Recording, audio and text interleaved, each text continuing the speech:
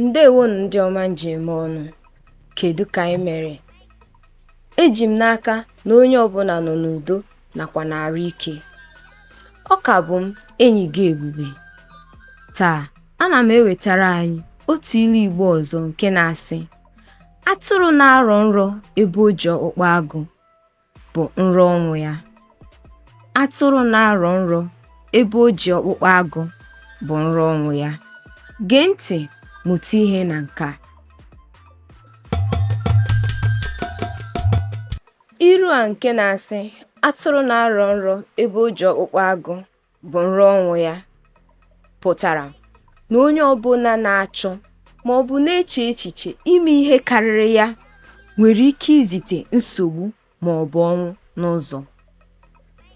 Mgbe ọbụla anyị na-eme ihe, ka anyị na-eme ihe n'ebe ike anyị ruru, ka anyị ghara ime gafee ike anyị, n'ihi na ọ na-ebute ọdachi, nduhie ma ọ bụ ọnwụ n'ikpeazụ.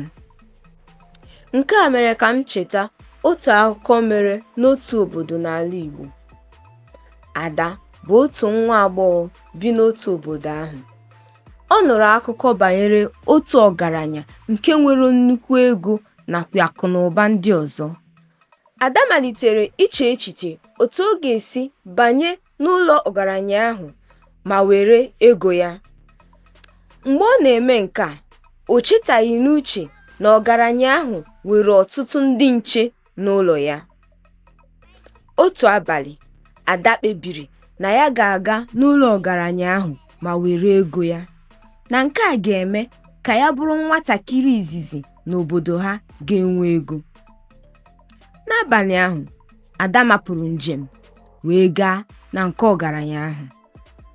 Mgbe o ruru, ọ hụrụ ọtụtụ ndị akpa obi ndị na-eche nche n'ụlọ ọgaranya ahụ.